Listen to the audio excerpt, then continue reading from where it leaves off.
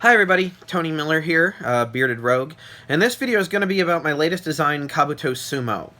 So, Kabuto Sumo is a game for 2 to 4 players that plays in about 30 minutes. I think you could characterize it as an abstract dexterity game. However, the dexterity involved is very limited, let me put it that way. There's no flicking or throwing or stacking.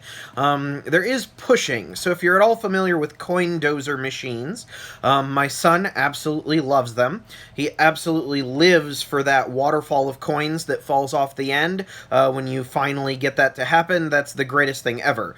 He'll spend like all of his money in an arcade in one of those machines. And so I was looking to design a game that I could play with him. My son is 6. He's just starting to learn to read, but things with a lot of text just aren't workable for him. I decided that I would go ahead and build a game that he could play with me, based on this coin dozer mechanism. Now, thematically, Kabuto Sumo is a sumo contest between 2 Japanese, or 3 or 4 Japanese rhinoceros beetles, called Kabuto Mushi in Japan, which means helmet bug.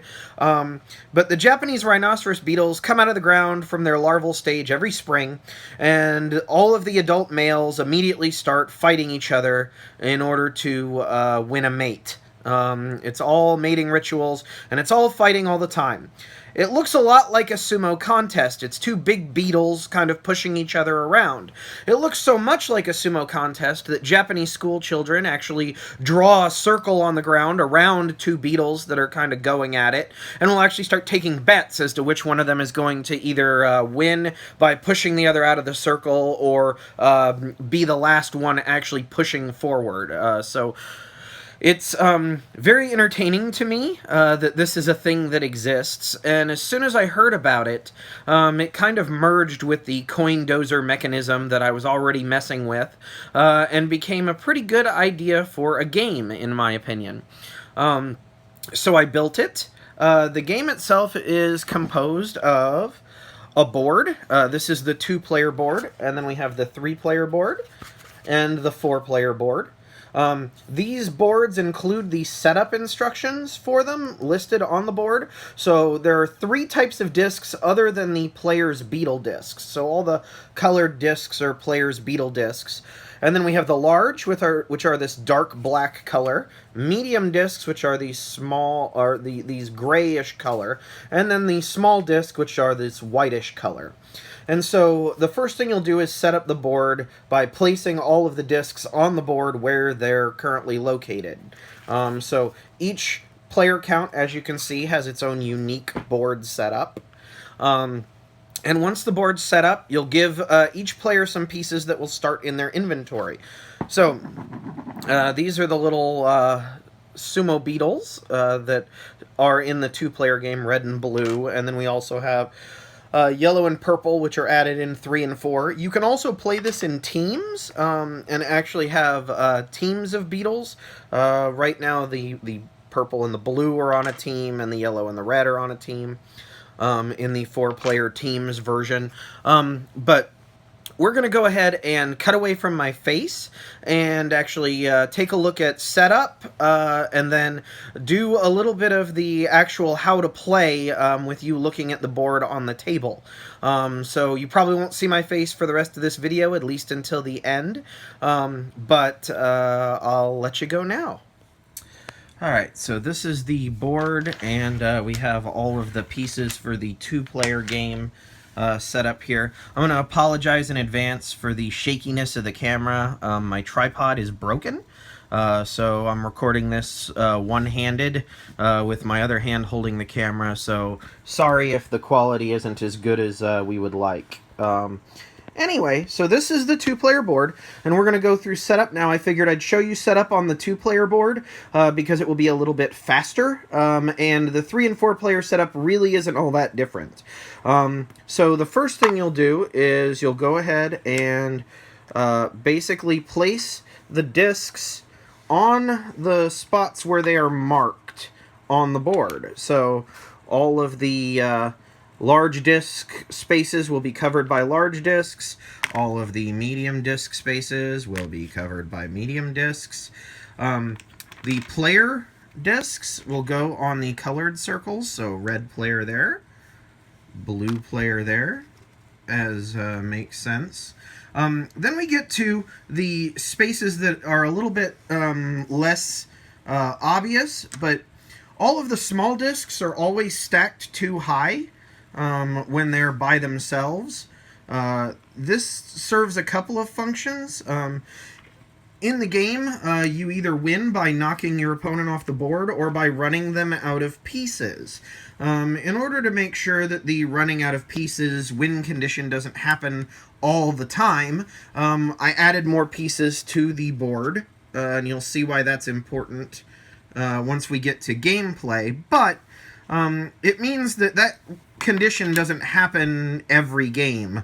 It is very much a strategy to run your opponent out of pieces, and it's something you can do, but I didn't want it to be the only strategy, as even though you can win a sumo contest via exhausting your opponent, basically, the most fun way is to actually push them outside of the circle.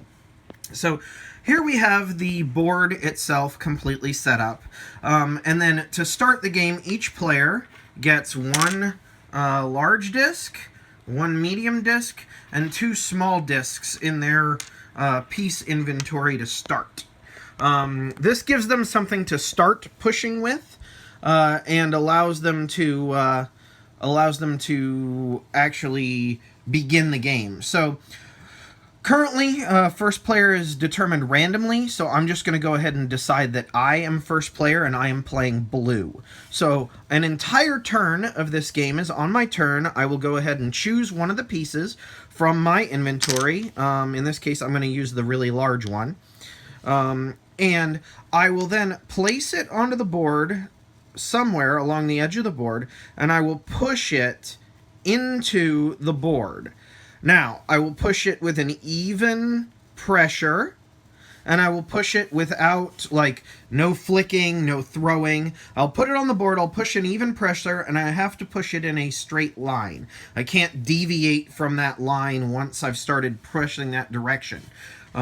So in this case, I pushed the piece entirely on the board. As you can see, we can see the edge of the board past the piece. So that's the entirety of my turn. So now the second player is going to go ahead and go. So we're going to go ahead and take the second player, and I'm going to play from the other side, even though normally I would be on that side. So one of the things you'll see is there's a line that runs down the middle of the thing. When you play, you're only allowed to start your push on your side of the line. You can't push from the other player's side. So in this instance, I'm pushing over there, but that's because I'm pretending to be the red player at this time, not because I can start my pushes from the other side. I'm also using a piece from the red player's inventory. I'm going to go ahead and use their largest piece just because that's what I'm going to do. So we're going to go ahead and start. And again, we're going to push on the board, and we're going to push until this piece is completely on, and you can see the border past it. Now, some pieces fell off. This is good news. So what happens whenever you knock pieces off on your turn? If they're not the other player's piece, then you get to take them and add them to your inventory so that you can then use them for pushing on future turns. So that kind of gives you a couple of different incentives. Sometimes the position your pieces are in on the board may not allow you to actually forward the goal of pushing your opponent off the board, but it can get you some additional pieces for later turns that may make that a little bit easier for you. So there's a consideration there as to whether you want to forward your primary goal or forward your secondary goal. There's also the point that if something is on the edge, like this here is already like partially off the edge, that's fairly easy to knock off. If you knock this off before your opponent gets a chance to, they don't get those pieces. which means that they are at a disadvantage. So you can potentially starve your opponent of pieces and thereby win the game of them having no pieces to push with, by making sure that on their turn they don't have any easy to acquire pieces. Now, I talked about stacking the two small ones together at the same time. Well, the reason why is, as you saw on that turn, two small ones fell off. That adds 2 pieces to this person's inventory, meaning that they're less likely to run out of pieces faster. It's a small piece, which is the weakest piece in the game because it lets you cover the least amount of distance when you push it on the board, but it is a piece that keeps you from losing at a very minimum. In addition, when these 2 pieces go back onto the board, they come on separately, meaning that even though some of the spaces, like there's this big gap here now, however, once pieces come back on the board, they'll come on individually, which will take up some more of that space. So the board was basically full when we started. Now there's actually more than can fit on the board at one time, which means that even though players have an inventory, they're never going to be at a point where them pushing onto the board will not be able to knock something off. So I'm going to go ahead and take the blue player's next turn. They have only these 3 pieces left, so I'm going to go ahead and grab myself the medium disc. And I want to try to knock some of these pieces off the edge down, in addition try and get the red player to move off. So I'm going to go ahead and start, like, here, and just place my piece on the edge of the board and push up until now that piece is past the line. I knocked a couple pieces off. So I have a whole bunch of small pieces as the blue player now, but I'm not out of it yet. So now the red player... Oh, and I got this too. So one of the reasons the board is elevated, and that was a mistake...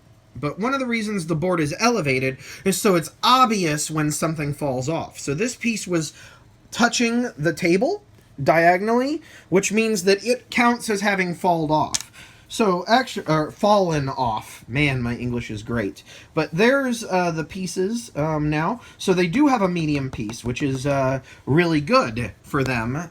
Having several different types of pieces gives them a little bit more flexibility. So that's why the board is raised and elevated, so that it's clearly obvious when something falls off. When I was first doing this, the board was flat, and it was really prone to producing arguments amongst players about whether a piece had fallen off or not, and whether or not they got to claim it and add it to their inventory. This way, it removed all ambiguity, and the second it's slanted and or touching the table, we know that it's fallen off and we can claim it. So it's now the red player's turn.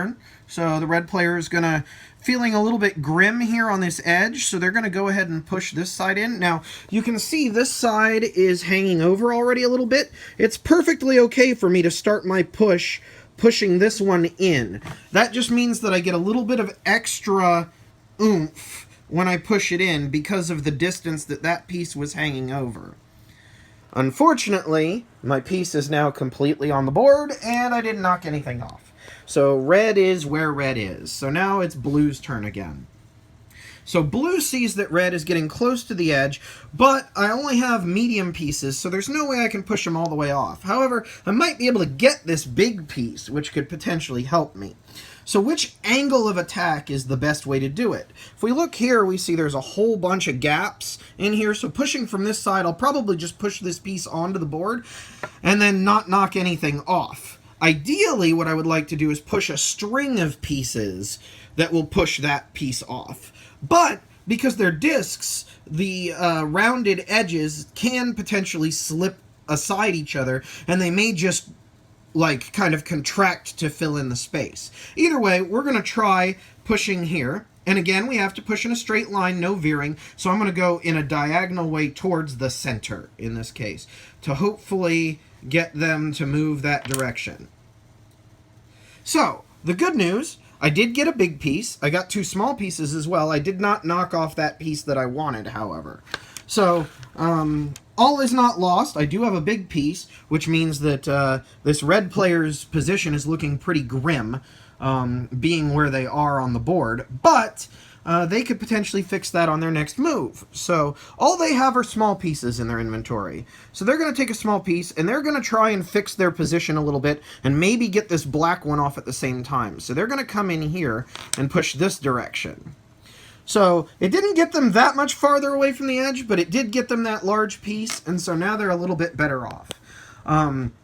Now this blue player is actually on the line.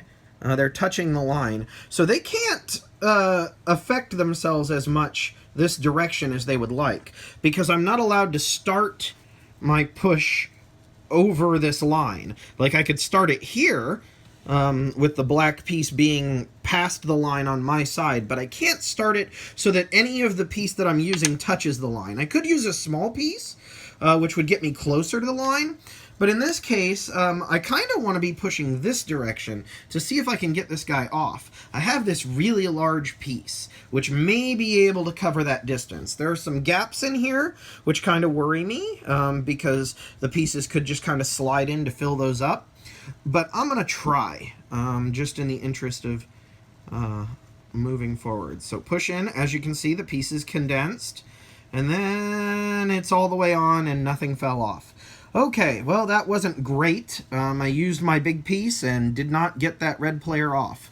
So let's see what the red player wants to do. The red player might want to try to acquire this piece in the process. So if there's a way that they could acquire this piece and try to push me off, that would be ideal. They don't want to push this direction because it could potentially push them off. And they don't want to remove themselves from the game by doing that. So they're in a bit of a tough spot. They could come in from this direction and try to get themselves closer to the center and maybe push this off by proxy. And I think that's what they're going to try to do. They're going to try to not touch the blue player. All right. So the red player got themselves a couple of medium pieces on that push, and got the blue player pretty grim on the edge here. However, the red player is now almost entirely on the other player's side. Getting onto the other player's side of the board is actually kind of dangerous, because you're only allowed to push from your side of the board, which means you have a lot less control over which direction you go. So even though blue is on the edge here and it looks pretty grim, they're not out of it just yet. However, they are on the edge, so they probably don't want to stay there. So they're going to go ahead and take, all they have are small pieces. They have a lot of them. They're going to go ahead and take their small piece here, and they're going to try and push themselves, off of the edge, which they succeeded in, but they didn't acquire any pieces, and they left a whole bunch here really dangling over for the red player. So the red player is now back kind of on their side of the board. They're going to try and get some of these pieces to fall off so that the blue player can't easily get them. So they're going to use a medium piece, and we're going to try coming in from here. So we're going to push this direction. All right. They acquired a medium piece back, so they used a medium piece to get a medium piece. They pushed themselves back over, and that push kind of didn't go how they wanted. But it's not terrible, because they're still kind of the aggressor in this scenario. So now we're going to go ahead and have blue play again. And they're going to go ahead and try to come in from this angle, see if they can split them apart. It worked, and they got a large piece out of it, which is exactly what they wanted. So now the red player is going to try. Red player has medium pieces. There's pieces here dangling on the edge, so they still are going to want to get those. There's a big gap in the middle here, though, so pushing here is probably not going to get them all that much. So I think they're actually going to try pushing from here. Ooh. That was a really good push. They got two mediums and a big out of that. They put these smalls on the edge, and they kind of put themselves a little bit closer to the edge than they're comfortable with, but they got themselves some really good ammo going forward. So now the blue player is going. Red is on that edge. Blue would really like to kind of exploit that. There are some gaps here in the middle, but if the blue player comes in from here, they might be able to make this happen. So they're going to go for it, because they have this big piece, and they might as well give it a try. So they're going to push in. And they did not. They did acquire a couple of little pieces and a medium piece that fell off.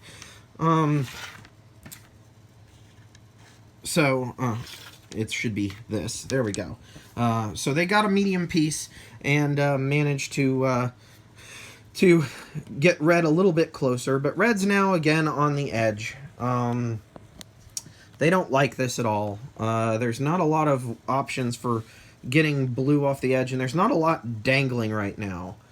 So red's going to come in here and try and protect themselves and at the same time push blue over to the edge. And they succeeded. Blue is on the edge, but they are not off. And red, unfortunately, as you can see the edge. They can't push any further from there. So blue is in a very precarious spot now. So blue has medium and white pieces. They need to try to rescue themselves, as it were. So they're going to go ahead and use their medium piece to try to get themselves back onto the board. So they're going to push from here. I already heard some pieces fall off, which is good news. A piece, it's just a small, fell off the other side. But blue is now back onto the board.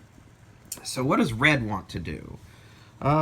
Probably try and continue advancing their position on blue. It would also be great if they could knock this large piece off and get it back. So they're going to try and come in here and see if they can get any distance forward. They did get the large piece that they wanted, but they didn't get all that much distance. They didn't end up pushing very far. So blue now sees that red is kind of on that edge, and they have this big dangling black piece over here. They only have small pieces, so in order to make a big push, they're going to need to do a little bit more. So they're going to go ahead and take their small piece, and they're going to try and use this extra distance that this black piece will give them to make some headway. So they're going to push in, and that did not work as well as they'd hoped. It did condense all of the pieces down, but it didn't move red really at all. It just kind of filled up the center of the board. Oh well. Red's turn. Red really wants to get blue off the board. And they think they might have an option. If they use their large piece, they might be able to start from this spot and push down this way to get them off. However, there's still a lot of gaps in there, so red's going to hold off on that, and they're instead going to try to do the same thing, but with a medium piece. So they're going to go ahead and take a medium piece and push in from this direction. They got their medium piece back, and they did get blue closer to the edge. They also, unfortunately, put this one a little bit over the edge.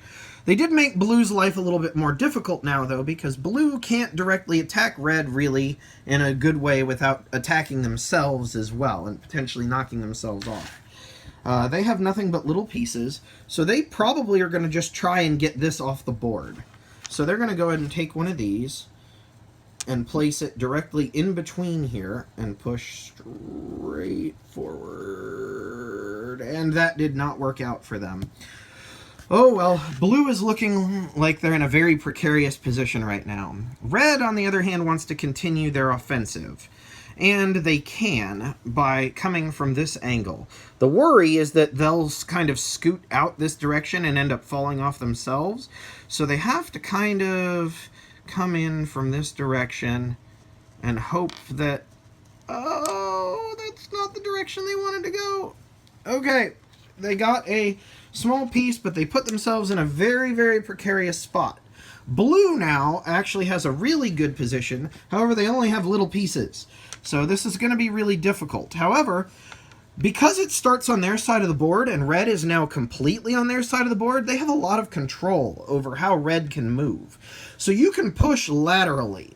You are allowed to push in a straight line without deviating. However, it doesn't have to be a push towards the center. So in this case, blue is going to go ahead and try and push this direction.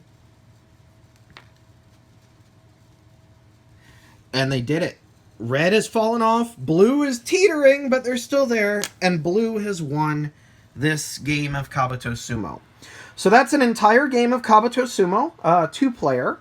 I'm going to go ahead and reset the board for 3 and 4 player and show you a little bit of the differences, but we won't play any more additional games of it at this point.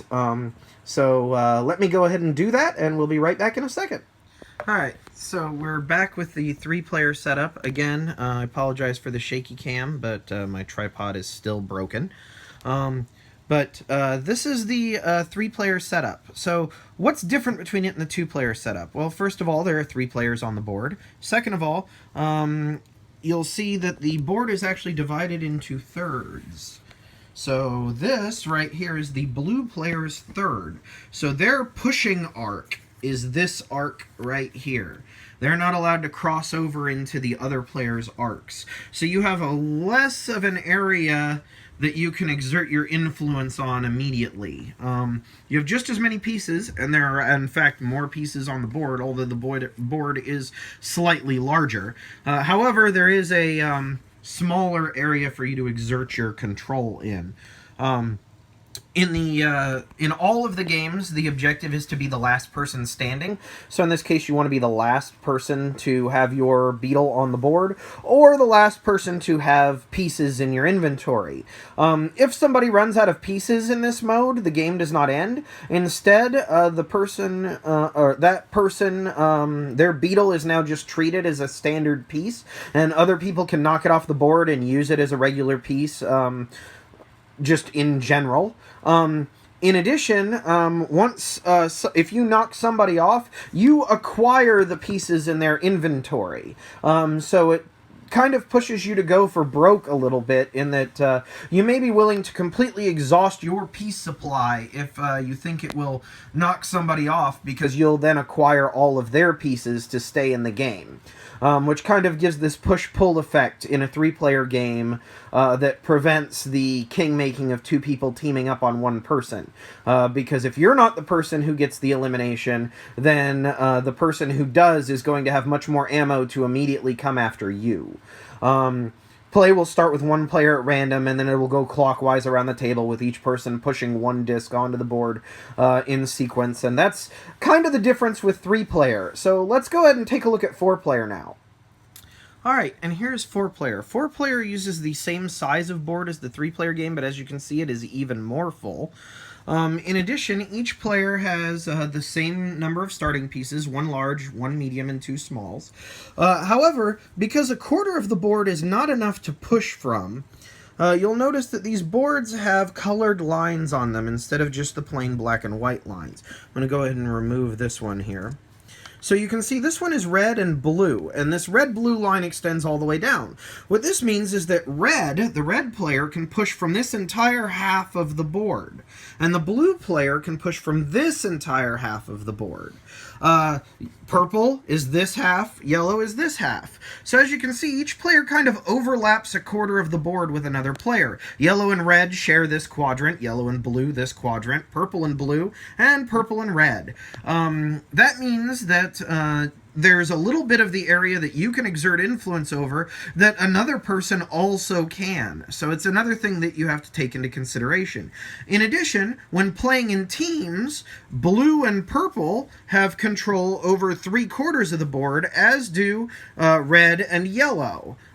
So yellow and red are kind of this direction, purple and blue are kind of this direction, and it creates a very different dynamic. The other thing to mention is, much like in 3-player, the last beetle standing wins, and you gain the pieces, the inventory pieces of a person that you knock off. Again, if somebody runs out of pieces in their inventory, they can no longer win. However, their piece now is treated as a traditional piece for everybody else that they can knock off and then use as a standard medium piece. In teams, however, if one player runs out of pieces, they can then use pieces from their partner's inventory to continue playing. It is only when both members of a team are out of pieces that that team is eliminated collectively. So your goal is to push the other 2 players out, or to run the other team as a whole out of pieces. you can't play pieces from your partner's inventory unless yours is empty, so it's not a shared inventory of pieces. It's just, if you have to play a piece and you cannot, you can take one from your partner's inventory and play it, hopefully knocking something off for yourself in the process to add back to your inventory. But that's kind of the difference for 3 and 4 player. I'm going to go ahead and move this back to my face so I can just say some final words, and see you in a second. Hi, everybody. So that's Kabuto Sumo. I hope that you enjoyed the descriptions. I hope everything was clear and made sense. If you do have any additional questions, feel free to ask me. The first place most of you will probably see this is either on my channel, if you follow it, or on my Twitter. Feel free to ask questions in the description of the video, or feel free to ask questions in the thread that I post on Twitter, where you probably saw this link. I would love to talk about this. I'm really, really happy with it. I designed the game for my son originally, and he really, really enjoys it. And I've had some really good success playing it elsewhere with other people. Again, thank you very much if you spent all the time it took to get to the end of this video, and I hope to see you soon.